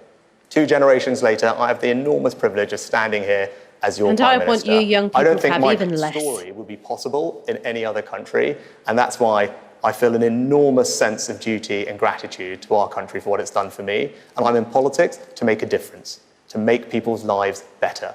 And that starts with young people, making sure you have the opportunities you need to succeed in life, whatever you want to do, wherever you live. That's a type of country I believe in. And when you get that job, when you work hard, I want you to keep more of your hard-earned money, decide how to spend it for yourself. I believe in a society that's aspirational. That's why I want to cut your taxes. It's not just a technocratic thing, it's a type of country I believe in. It's one where your hard work is rewarded, your aspirations are supported, and that's what I'm in this to deliver for you, and that's what I will do as your Prime Minister. We are just about out of time in here. That was the final question of the evening. In a moment, we're going to be joining Laura Koonsberg and Clive Myrie over in the spin room for some more analysis. But before we leave you from here, Rishi Sunak and Keir Starmer are going to have 30 seconds each to leave you with a final thought. And the order in which they will speak was decided earlier by a coin toss. First to speak is going to be Rishi Sunak. I understand why you're frustrated with our party, with me. I get it. But this is not a by-election. Comes across like a children's presenter who's been caught doing cocaine. For you and our country. And before you make that choice, think what a Labour government would mean. Can you afford to pay at least £2,000 more in tax? And why won't Keir Starmer be straight with you about what he wants to do? And if you are not certain about Labour, don't surrender to them. Starmer calling him a liar? Don't vote for any other party. Vote Conservative. Rishi Sunak. That is a lie. Thank you been very told much. not to repeat that lie, and he's just done it. And this is your closing statement, Keir Starmer. Thank you. My message to you is simple. If you want your NHS back, you have to vote for it. If you want a growing economy, you have to vote for it. If you want more police on our streets, more teachers in our schools, you have to vote for it. If you want to end 14 years of chaos and rebuild our country, then that power is in your hands. On July the 4th, vote change, vote Labour. Thank you very much. Why didn't you look at the camera? Brings to an end this last head-to-head debate of the election campaign. Thank you very much to our audience, especially to those who asked questions, but you've all been a really important part of this. And thank you also to the 2 contenders for Prime Minister. This is the last time you're scheduled to appear together in this way and to answer questions in this way. So we are grateful to both of you for taking part. Thank you very much.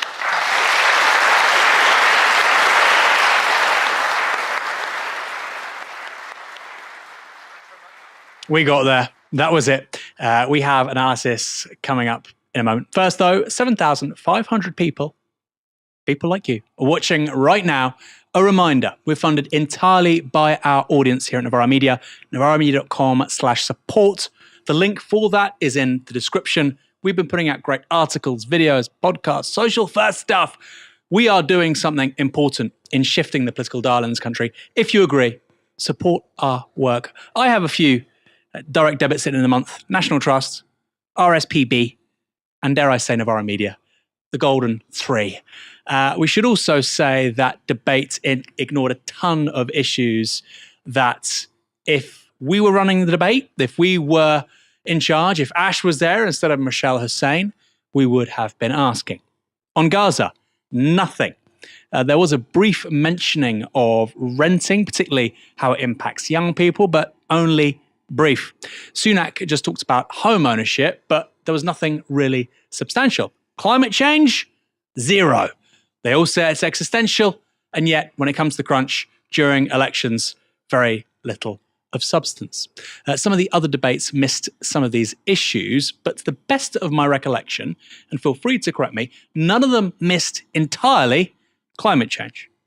Let's go through some notable moments from this evening, starting with the question from the disabled lady called Beverly. She said she'd worked all her life and wants to get back to work, but asked how people like her will not get punished by benefit sanctions. Beverly, look, I actually believe in a compassionate welfare system that supports everyone who genuinely needs it. And you saw me do that during COVID, making sure that we got support to the most vulnerable. Right? That will always happen under a Conservative government, always happen under me. But what we won't do is have a system where people are not supported into work if they can work. So what we're going to do is make sure that we reform the fit note, sick note process, which isn't working. It's signing far too many people off as not fit for work. We're going to look at, when you asked about benefits and sanctions, we're going to provide active support for people into work. But I also think that if people have been offered jobs that they can do, and that they don't take them, then that's not okay. So after 12 months, what I've said is we will do something about that. If your job coach says to you, look, there's work that you can do, that everyone agrees you can do, there's a job for you that you're fit enough and well enough to do, and you refuse to take it, I don't think that's fair on everyone else after 12 months of support. So we will tighten that up. I think that's fair for everybody, because fundamentally, I think that those people who can work should work. That's, I think, a fundamental tenet of fairness in our system, which most people will agree with. That's why I think we can save money in the welfare bill, because it's forecast to grow at an extraordinary rate over the next few years. Starmer, and I want to use that money to support people Starmer, just and one to cut second. your taxes. What is wrong, if you believe it is wrong, what Rishi Sunak is saying, that if someone is offered a job and they can do that job and they turn it down, that's wrong? No, there's nothing wrong with that, and I just want to address Beverly's point. You opposed it when I announced it. You literally opposed it. If you listen to people in the audience across the country more often, you might not be quite so out of touch. Beverly.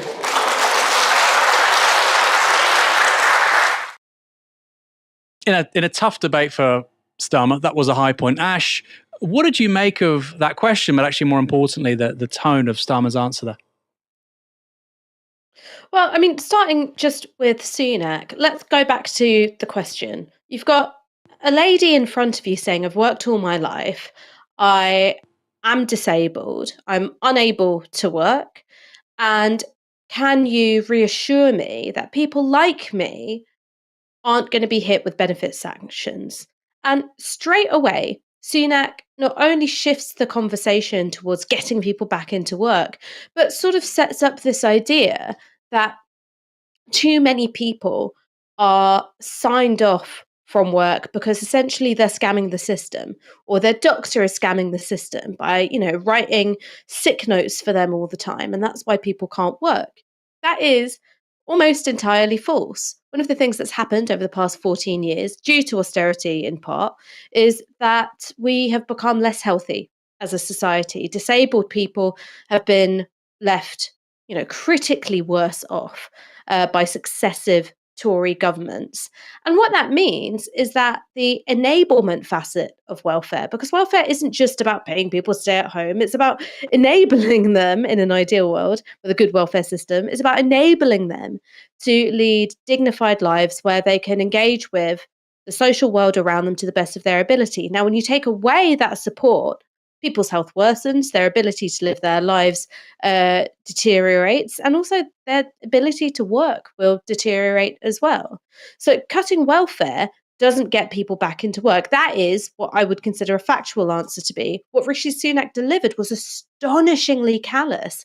It was so unfeeling to the woman that was in front of him. And I'm afraid to say, Keir Starmer's answer, it wasn't much better.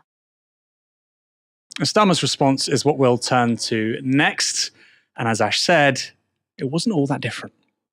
Very many people with illness or disability do want to get back into work for the very reason that was alluded to before, the respect, the dignity, and the support that it gives them.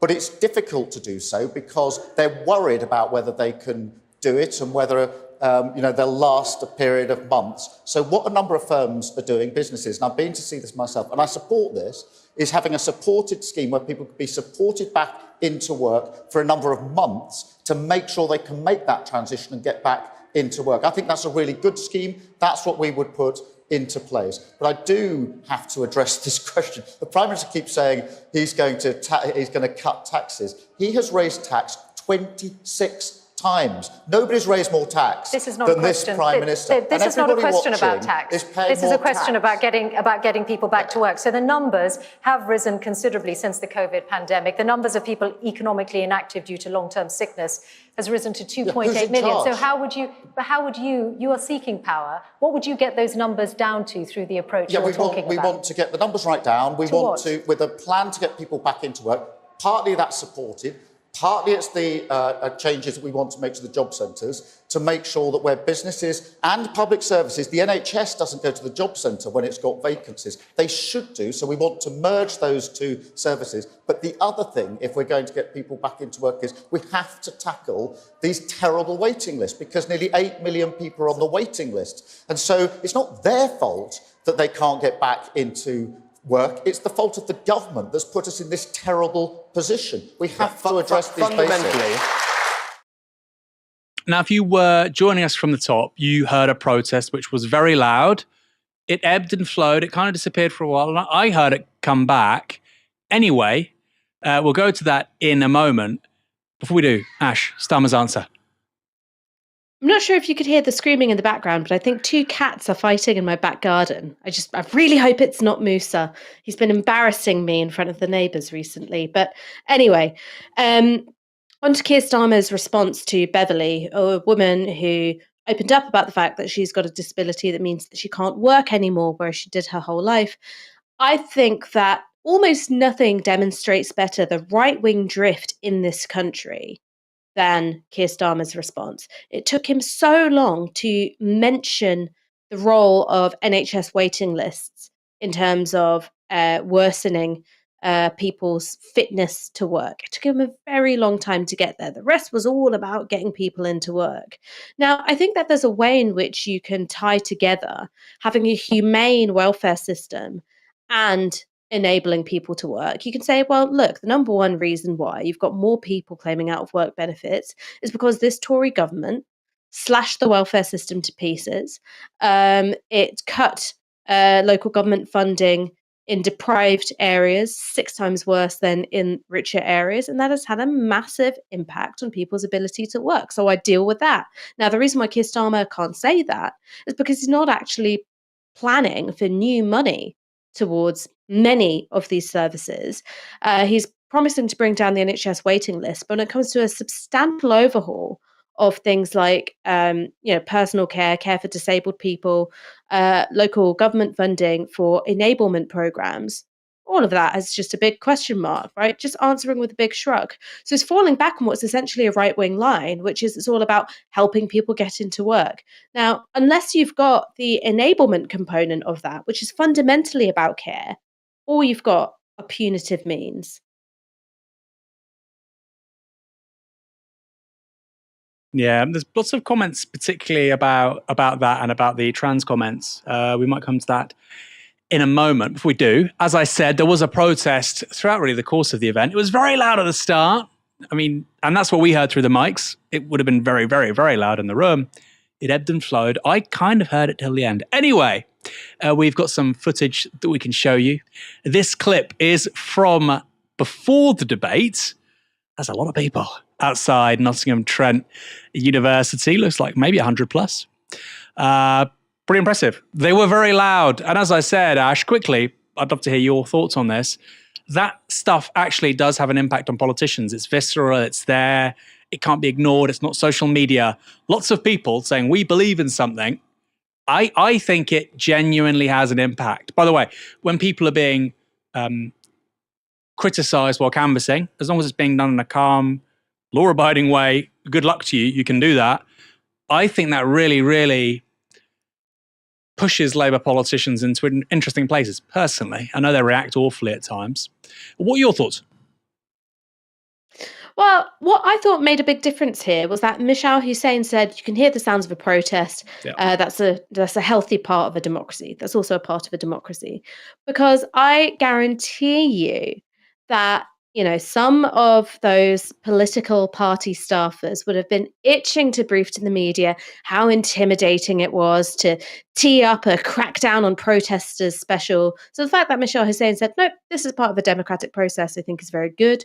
I think the fact that you could hear people chanting free, free Palestine and ceasefire now, it also, I think, demonstrated the absence of Gaza from this debate. Now, what is happening in Gaza is absolutely an essential election issue because, one, we're witnessing a genocide unfold in real time. We have moral obligations. We've got legal obligations under the Genocide Convention as well. And also, secondly, it embodies Israel driving an absolute bulldozer over international law. And that has, I think, you know, serious ramifications for Britain on the world stage. So it should have come up. It really does go to the heart of more than one foreign policy consideration for a prospective government. Sorry, the dog started barking now. Not my dog, neighbour's dog. It's like Dr. Dolittle. You've got this menagerie of animals. Maybe we get bitten by a snake in a moment. But I totally agree, Ash. And the fact that Gaza wasn't raised as a question in the hall made, as you say, that all the more pertinent. There was also this question from Rob, Big Rob. The question itself didn't elicit responses that were interesting. Sunak and Starmer were fairly evasive on it, but the question itself and the audience reaction to it are worth showing. Mr. Sunak, I think you made a fair job of being Chancellor, but you're a pretty mediocre Prime Minister. Sir Keir, I think that your strings are being pulled by very senior members of the Labour Party.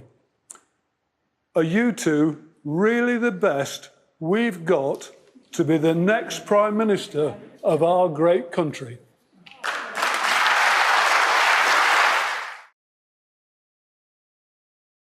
Fascinating, right? And I do feel like that zeitgeist, if you get a wildly misrepresentative outcome with regards to electoral votes and what it means in terms of seats, I can see a real groundswell of opposition actually towards status quo politics.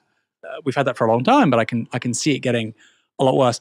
Ash, what did you make of that? It was one of those moments. It felt like a very populist moment, but look, it's coming from an older guy. He probably votes Tory. You know, this is not a 19-year-old Novara media viewer. This is the bedrock of the electorate, and it's now the common sense to say they're both useless. Politics, as usual, can't get much done. Why are you the people with authority? So I think that this is going to be a critical issue, you know, under a Starmer government, which is the party which is best positioned to, you know, become an insurgent populist is and that's because Nigel Farage gets preferential media treatment compared to left-wing populists. It's because he's able to, you know, put the cat among the pigeons when it comes to the Tory party. But as you've mentioned several times, it's also because of their quite canny positioning within the manifesto.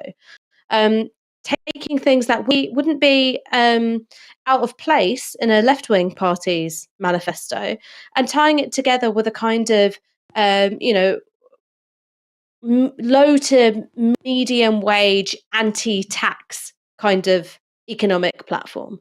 And that's something which I think is incredibly dangerous for a Starmer government. It's obviously going to really shit up the Tories, but I also think that it speaks to a kind of a paucity for the left at the moment. The left is unable to regain a sense of populist momentum. And I think that when you're in circumstances where there's no great enthusiasm for the two major parties, you've got an insurgent far right political party. That question of how the left can political momentum is absolutely crucial.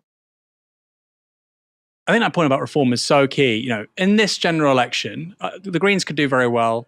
Corbyn can be re-elected, etc. Loads of good outcomes could happen. But as a national political force, the radical left is, or just the left proper, is not on the pitch.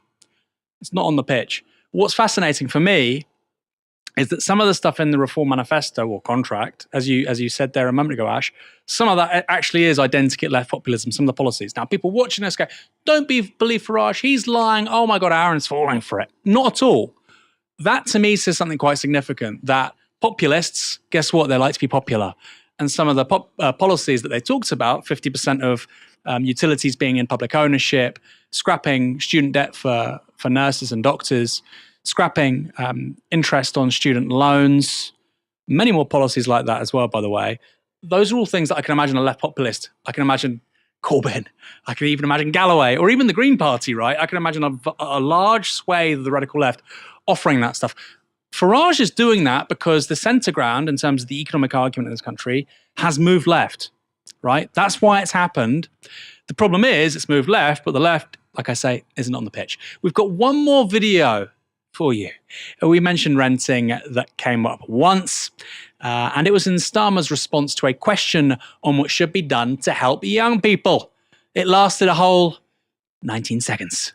We also need to deal with the very high rents that young people are often paying. So many say to me, I'm paying more in rent than I'd actually pay on a mortgage, a huge proportion, but I can't save for the mortgage deposit that I need. And that's why we will have a low mortgage deposit scheme in place to allow young people, first-time buyers, to get on the housing ladder.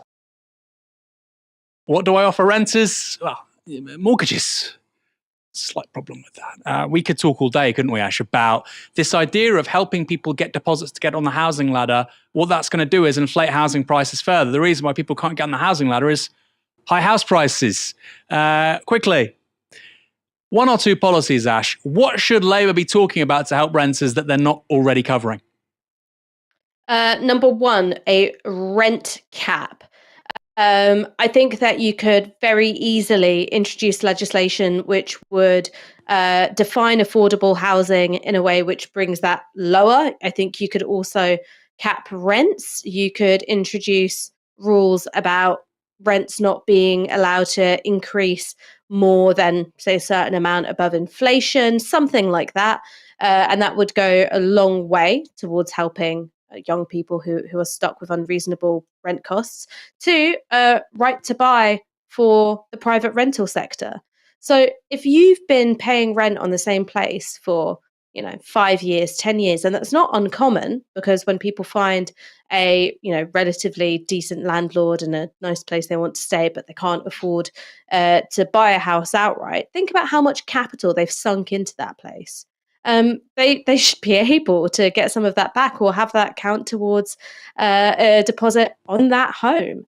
And so it would really, I think, be about breaking the power of landlordism in this country, because part of the reason why house prices have, absolutely skyrocketed in the way that they have is that the scourge of landlordism has contributed to taking housing stock out of supply for people to buy and move into, and kept it in the hands of an ownership class who can leverage that over other people in the form of rent. Ash Sarkar for PM. What else needs to be said? Before we round up on who won and who lost, some super chats. I've been waiting all night for some of these guys. I'm sure you have too. We have $2, £2 from Sailor Marks. Neither of them won, but we've all lost. I think Farage kind of won, and I also think that PR won.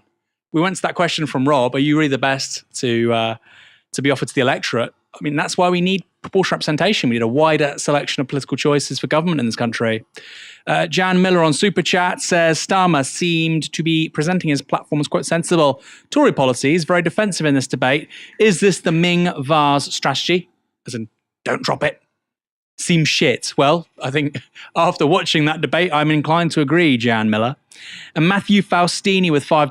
Biden will be more left-wing than Starmer at tomorrow's debate with Trump. It's wild. Agree.